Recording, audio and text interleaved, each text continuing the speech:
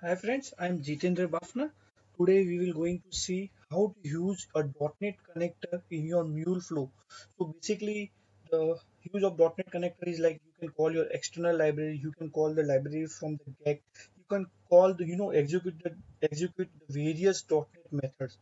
So we will start with creating one small .NET method, okay, which will add a number. So I will say file new project. This is my Visual Studio. So I will say class library. um, I will say no, like let me think. I will give my class name as a addition. Okay. I will say create new solution. I will say okay. It is created a new. I will rename the class. I will say add numbers. Fine. I will say add number. I will create a constructor for same public add numbers. Okay. This is a constructor. I will have one method called public. It's return in integer. I will say some number. It accept two parameter int a, int b. What we will do? I will just say return a plus b. Let me build this library. Okay, this library has been built. So let me check out addition bin. So you can see this library has been created. So I will go to now our Anypoint Studio. I will say file new mule project. I will give a project name as a .NET Mule app. Runtime you can select 3.8.3. You can have a multiple runtime in your environment. You can select depending on your requirement.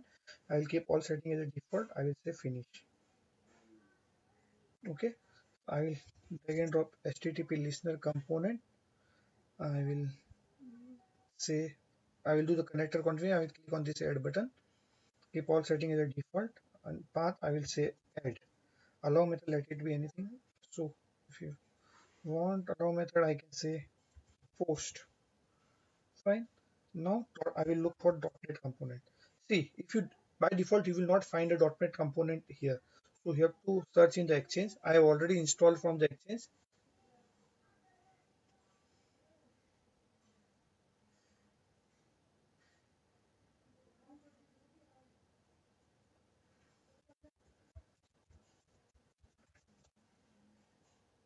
You can type Microsoft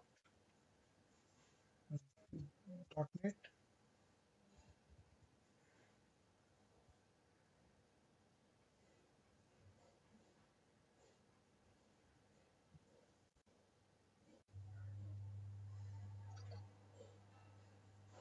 Okay, let me search with .NET.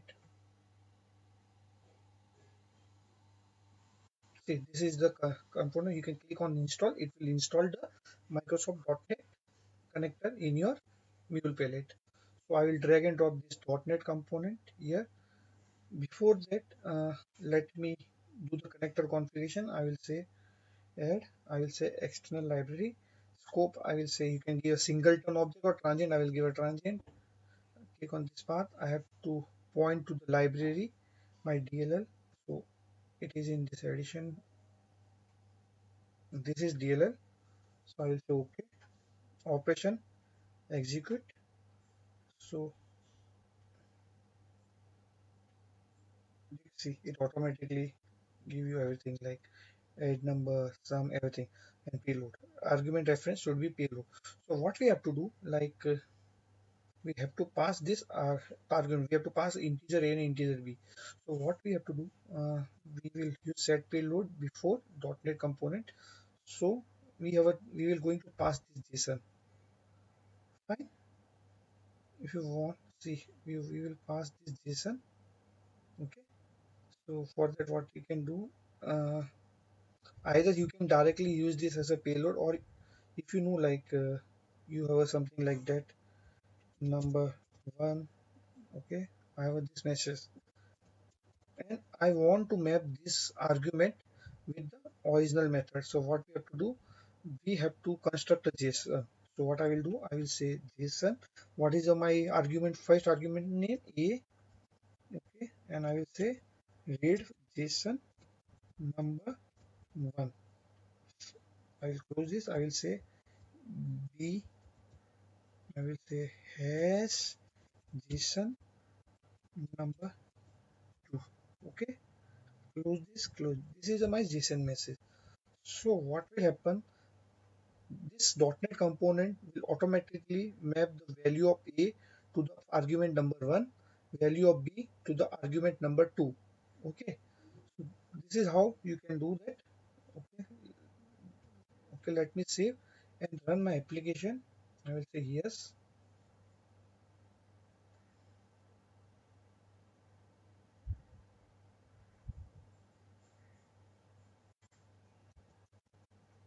Let's wait till application get deployed.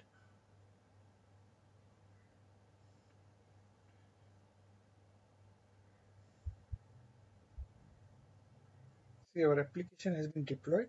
I will say send. See, it will return me 3, right? So I will say 4, it return me 6. So okay, so let me show something more.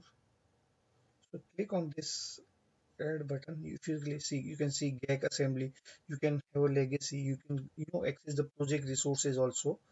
So Mule is provided various option to like execute a .NET code in your flow. Right. So here, just I would like to explain once again. So what happened in .NET component? We have written one .NET library where it expecting two parameter int a and int b. Fine. So and after that it adding the both parameter and returning back. So if you see in Mule.NET, we have already like have a type and method. It automatically okay populated. But what is payload? Argument reference. So what happened? We are mapping the input JSON with argument. So suppose A is what should A value should be number one, B value should be number two. So it will be automatically mapped with the function argument. So here argument reference is a payload. What is payload? What we have set in the payload. So it will be automatically mapped to the that integer A and B. So let me test once again. I will say 14, I will say 12, send it. So I get a 26. So that is how you can use your .NET connector in your Mule flow. Okay, hope you have enjoyed video. Thanks for watching video.